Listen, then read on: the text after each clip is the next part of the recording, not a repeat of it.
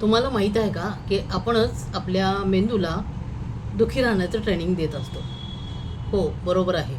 तुम्ही जे ऐकता ना, मी जे आता बोलते ते खरंच अगदी 100% खरं आहे. कसं आहे ना, की नात्यामधले ताण किंवा घरातले सततचे वाद, आर्थिक अडचणी असतील, काही अपेक्षांचं ओझं आहे, कोणाला सासूचा त्रास आहे, तर कोणाला नवऱ्याचा त्रास आहे, कोणाला स्वतःच्या मनाचाच त्रास आहे, तर कोणाला मुलांचा त्रास आहे. तर रोज अशा अनेक गोष्टी ऐकायला मिळतात आपल्याला आणि तेव्हा जाणवतं की आपण स्वतःलाच किती कमी लेखतो आहोत. आपल्यात असलेल्या काही आंतरिक शक्ती जी आहे त्याच्याकडे आपण पूर्णपणे दुर्लक्ष करत आहोत. कारण हे ताणतणावच इतके आहेत की आपण आपल्या मेंदूला, आपल्या मनाला कायम दुःखी राहण्याचाच संदेश एका अर्थी ते देत असतो. आपण सतत स्वतःलाच नकारात्मक सूचना देत राहतो आणि तिथूनच आपल्या आयुष्याचं गणित एकंदरीत बिघडायला सुरुवात होते. तर तुम्ही ब्रेन प्रोग्रामिंगबद्दल कधी ऐकलं आहे का? आपण आपल्या मनाला, मेंदूला जशा सूचना देतो तसंच आपलं विचारविश्व तयार होतं आणि त्याचप्रमाणे आपण समोरच्या परिस्थितीला जायला तयार होतो. म्हणजेच आपणच आपल्या मेंदूला सांगतो की बाबा असं वागायचं आहे. तेच आहे ब्रेन प्रोग्रामिंग म्हणतात त्याला, की आपणच मेंदूला अशा सूचना देतो आणि त्या परिस्थितीत मग तसं समोर जायला आपण तयार होतो. कारण आपला मेंदूच तसा तयार होतो, आपलं मनच तसं तयार होतो. तर याचबद्दल आपण बोलणार आहोत.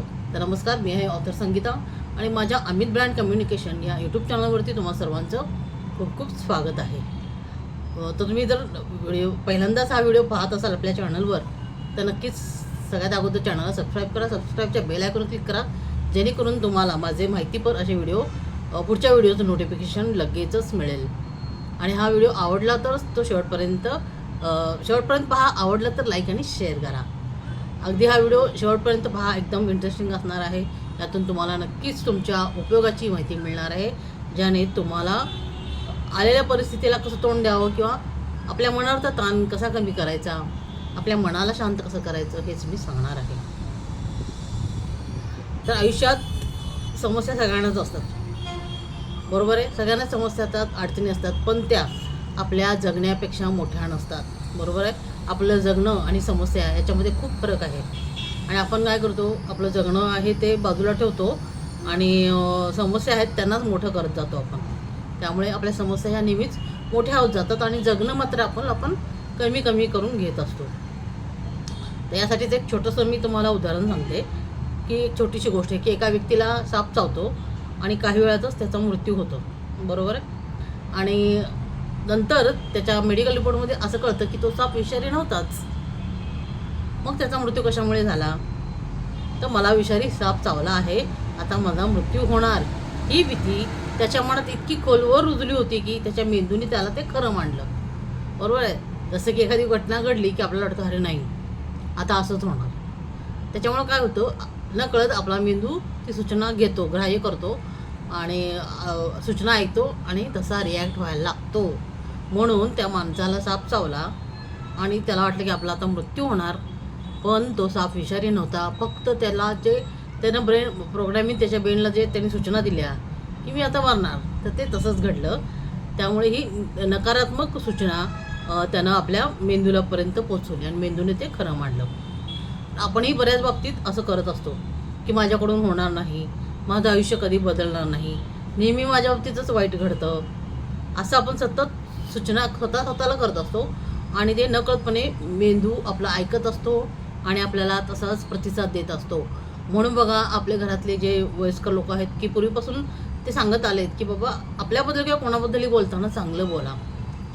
कारण वास्तू जिथं राहतो आपण किंवा जी काही शक्ती आहे, जे काही युनिवर्स आपण म्हणतो, ब्रह्मांड म्हणतो, ते लगेच तथास्तू म्हणायला बसलं आहे. आपण जे बोलणार त्याला तथास्तू म्हणणार. त्यामुळेच की आपल्याबद्दल बोलताना किंवा इतरांबद्दल बोलताना नेहमी सकारात्मक बोला, असं आपल्याला घरातून लहानपणापासून शिकवलं गेलेलं आहे. कारण जी आपण सूचना देतो, जे आपण बोलतो आपल्याबद्दल असेल किंवा इतरांबद्दल, तर ते मेंदू लगेच ते ग्राह्य करतो, ऐकतो आणि तसंच परिस्थिती निर्माण करतो.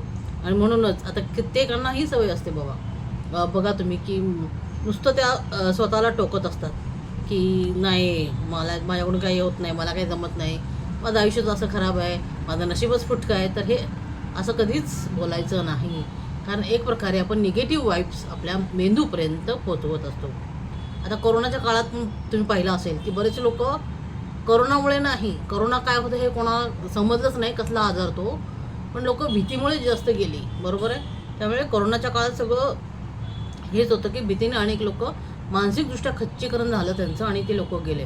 कारण सगळ्यात अगोदर आपलं मन आहे ते हार मानतं आणि मग आपलं शरीर. त्यामुळे जितकं मन आपलं मजबूत असेल, मन आपलं जितकं स्ट्रॉंग असेल तितकं शरीर मजबूत राहणार आहे.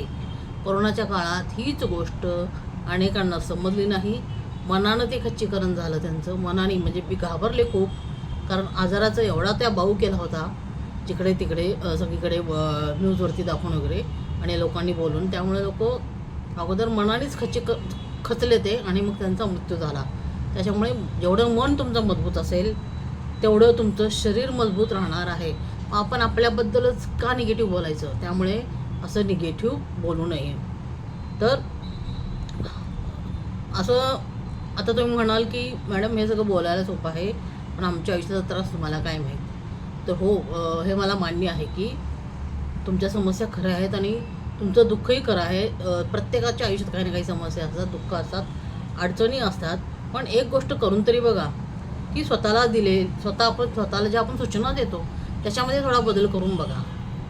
मी म्हणत नाही की पूर्णच समस्या तुमच्या पूर्ण त्याच्यातून तुम्ही बाहेर पडाल किंवा काही मोठी समस्या असेल तर त्या ठीक आहे, त्या समस्येतून तुम्ही बाहेर पडाल, तुम्हाला नक्कीच वेळ मिळेल, एक मार्ग सापडेल. पण या परिस्थिती लगेच बदलणार नाही कदाचित, पण त्या परिस्थितीकडे पाहण्याची तुमची ताकद बदलायला लागेल. तुम्ही मनाने अगदी स्ट्रॉंग व्हाल, बरोबर आहे. कारण अडचणीच्या वेळी किंवा जेव्हा समस्या असतात तेव्हा आपण मनाने खचतो पहिल्यांदा. त्याच्यामुळे काय होतं की आपला फोकस हलतो. मन जर हरलेलं असेल तर शरीर साथ देत नाही. त्यामुळे आपण अशा वेळेस आपल्या मनाला ही सूचना द्यायची की ह्या परिस्थितीतून मी बाहेर पडणार आहे, ही समस्या तात्पुरती आहे, माझं सगळं चांगलंच होणार आहे.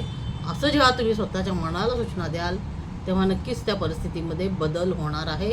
हा प्रयोग तुम्ही करून बघा.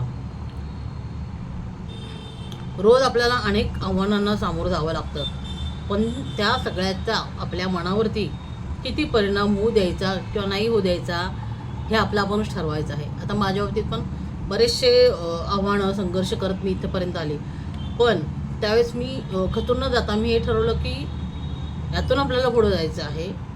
त्याच्यामुळं नकारात्मक कधी स्वतःबद्दल बोलायचं नाही. यासाठी मी द सिक्रेट बुकचं मनापासून आभार मानेन की त्या पुस्तकामुळं खरं तर मला खूपच छान असं सकारात्मक वागायचं आणि बोलण्याची सवय लागली. त्याच्यामुळे निगेटिव्ह काही इतकंच काय, मी सॅड सॉन्गसुद्धा ऐकत नाही कधी, खरं मला ती रडकी गाणी वगैरे आवडतच नाहीत. जी गाणी ऐकल्याने मनाला छान वाटेल, प्रसन्न वाटेल अशीच गाणी मी ऐकते. एखादं सॅड सॉन्ग असेल, भले ते घरामध्ये किंवा कारमध्ये लागलं असेल, मी लगेचच ते बदलते चॅनल, कारण असे सॅड सॉन्ग मला ऐकायलाच आवडत नाहीत. काय ऐकायची ती नकारात्मक एवढी अगदी रडकी धडकी गाणी काय ऐकायची. त्यापेक्षा चांगलं ऐका आणि मनावरती ते चांगले शब्द पडतात ना आपल्या कानावरती, निगेटिव्ह कशाला शब्द ऐकायचेत आपण. त्यामुळे हा प्रयोग करून बघा. सकारात्मकता जेवढं सकारात्मक बोलता येईल तेवढं बोलायचा प्रयत्न करा. आता आपली कसं आहे, प्रत्येकाची परिस्थिती बदलण्याची क्षमता असते, पण फक्त ती आतून जागी तुम्हाला उर्मी आली पाहिजे की बाबा हां, या परिस्थितीमध्ये मी स्वतःहून बदल करणार आहे.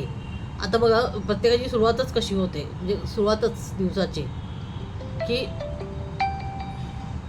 सुरुवातच अशी होते की बघा, सकाळी उठल्यापासून आपण काय बोलतो स्वतःशी, अरे आज थोडा उशीर झाला, खूप घाई झाली, आता आज मला बॉस ओरडणार, आता खूप उशीर झाला, आता माझी कामं लेट होणार, आता मुलांचा टिफिन करायला वेळ होणार आणि मुलांना शाळेत पाठवायचं आहे, त्यांना उशीर होणार.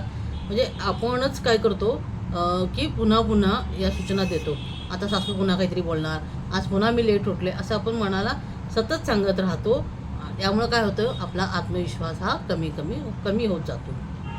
तर आपल्याकडे किती क्षमता आहे याकडे आपण लक्षच देत नाही. अशा वेळेस फक्त त्या समस्या आपण पाहत असतो. आपल्याला त्यामध्ये फक्त नकारात्मकता दिसते आणि मग त्याच विचारांचं ओझं आपल्या मनावरती वाढतं आणि म्हणून पुढे तो लेट होत जातो आणि मग सगळ्या गोष्टी बिघडत जातात, बरोबर आहे. तर दिवसाची ही सुरुवात आपली अशी होते. कधी तर सगळं व्यवस्थित असतानाही मन मुद्दाम काहीतरी वाईट शोधायला लागतं. हा पण अनुभव तुम्हाला आला असेल बघा, की जसं की इतरांचं आयुष्य बघून आपण स्वतःला कमी समजू लागतो. त्याच्याकडे हे आहे, तिचं आयुष्य किती छान आहे आणि माझ्याच आयुष्यात असं काय आहे, असं आपण नकळतपणे दुसऱ्याशी तुलना करायला लागतो. मग आपल्या आयुष्यात जे चांगलं आहे त्याच्याकडे आपण पाहतच नाही. बरोबर आहे? ही प्रत्येकाचीच गोष्ट आहे. एक मानवाचा हा मनुष्याचा स्वभाव म्हणता येईल, गुणधर्म म्हणता येईल, की बाबा समोरच्याकडे पाहायचं आणि त्याच्याकडे नाही ती गोष्ट त्याच्याकडे आहे आणि माझ्याकडे नाही, आपल्याकडे जे नाही तेच पाहत बसतो, की बाबा ह्याच्याकडे ते आहे त्याच्याकडे ते आहे. अशी तुलना करायची नाही. त्याच्यापेक्षा वेगळं आपल्याकडे काहीतरी आहे, आपण त्याच्यापेक्षा वेगळे आहोत, आपली पर्सनॅलिटी वेगळी आहे, आपल्याकडे आपली क्षमता वेगळी आहे, हे आपण लक्ष देत नाही. तर आपल्या क्षमतांकडे आपण लक्ष दिलं पाहिजे. आपल्या आयुष्यात जे चांगलं आहे त्याच्याकडे पाहिलं पाहिजे. चांगलं जे आहे त्याच्यावरती फोकस करा. तर आज तुमच्याकडं एक घर आहे, शांत झोपण्यासाठी जागा आहे, मन मोकळं करणारं कोणीतरी जवळची हक्काची व्यक्ती आहे, किंवा स्वतःला व्यक्त करण्यासाठी तुम्ही लिखाण करता आहात, ही लिखाणाची कला तुमच्याकडे आहे. तर या गोष्टीची किंमत आपण कधी जाणतो का? म्हणजे हे सगळं आहे, रोज सकाळी उठल्यावर आपण आनंदाने डोळे उघडतोय, आपले सगळे अवयव धडधाकट असतात, आपण श्वास घेऊ शकतो. तर या गोष्टी आपल्याकडे आहेत. तर याच गोष्टीसाठी आपण कधीही देवाचे आभार देखील मानत नाही. तर ह्या गोष्टींची किंमत आपण जाणायला हवी, या गोष्टीची आपण किंमत ठेवायला हवी. पण समस्या केव्हा सुरू होते माहिती आहे? जे नाही त्यावर लक्ष केंद्रित केले तर. त्यामुळं जे आहे त्याच्याबद्दलची जी कृतज्ञता, ती भावना आपण पूर्णपणे विसरून जातो आणि जे नाही आपल्याकडं त्याच्यावरतीच आपण फोकस करत राहतो. कधीतरी स्वतःलाच विचारलं का, की माझ्या जन्माचा उद्देश काय? मी जन्माला आले याच्यामागचा उद्देश काय आहे? मी नक्की कशासाठी जगते? मला काय करायचं आहे? जेव्हा आपल्याला आपल्या जीवनाचा हेतू स्पष्ट होईल ना, जेव्हा समजेल ना, तेव्हा बाकीच्या परिस्थितीचा त्रास आपल्यावरती कमी व्हायला लागतो. ज्या अडचणी किंवा समस्या आहेत त्याचा त्रास आपल्याला बिलकुल होत नाही. जेव्हा आपण हे शोधून काढायचं की माझा जगण्याचा उद्देश काय, या गोष्टीवरती फोकस करून बघा, तुम्हाला प्रत्येक गोष्टीकडे तुम्ही वेगळ्या दृष्टीने पाहू लागाल. तुमचे नातेसंबंध, काम किंवा जबाबदाऱ्या ह्या आयुष्याचा एक भाग आहे. पण मी कोण आहे आणि माझा आत्मिक हेतू काय आहे, तर हे एक वेगळं सेपरेट असं तुमचं जग आहे. त्याच्यामध्ये तुम्ही स्वतः तुमची ओळख आणि तुमची क्षमता, त्याच्याकडे तुम्ही एका वेगळ्या दृष्टीने पाहू शकाल. तो हेतू समजून घ्यायचा असेल तर तुम्हाला काय करायला लागेल, तर स्वतःशी जोडायला लागेल. आणि त्यासाठी मेडिटेशनचा एक चांगला प्रकार आहे. तर तुम्हाला तुमची स्वतःची ओळख जर पुन्हा करायची असेल किंवा नव्याने तुम्हाला ओळखायचं असेल, माझ्या क्षमता काय आहेत हे पाहायचं असेल, तर या संदर्भातला आपला माझ्यातली मी ग्रुपतर्फे एक छोटासा वर्कशॉप 1 जून ते 5 जून या दरम्यान झाला. तो वर्कशॉप पुन्हा एकदा असेल, तो तुम्ही जॉईन केलात तर नक्कीच तुम्हाला तुमच्या जीवनाचा उद्देश काय आहे, तुम्हाला काय नेमकं करायचं आहे हे नक्की त्या वर्कशॉपमधून समजते. बऱ्याचशा माझ्या लेखिका ग्रुपमधल्या आहेत, त्यांनी हे वर्कशॉप केलेलं आहे आणि त्यांना छान असा अनुभव आलेला आहे. आता विषय निघाला म्हणून त्याला अनुसरून मी हे सांगत आहे. माझ्याकडे वेळ नाही हे कारण आता आपण खरं तर थांबवलं पाहिजे सांगायचं. बऱ्याचशा महिला अशा हे म्हणतात की मॅडम तुम्ही म्हणता की काहीतरी छंद जोपासा किंवा काहीतरी स्वतःसाठी करा, पण माझ्याकडे वेळच नाही हो, कामातच वेळ जातो, असं खूप सबबी किंवा कारणं सांगतात बायका.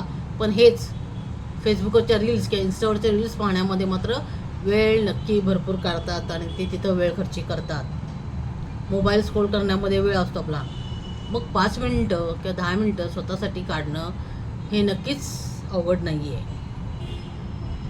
तर आता मेडिटेशन म्हणजे काय? फक्त ध्यान, डोळे मिटून बसणं नाही, तर स्वयंपाक करताना किंवा ऑफिसमध्ये काम करताना, घर आवरताना फक्त जाणीवपूर्वक एक दीर्घ श्वास घ्या, आपल्या श्वासावरती लक्ष द्या.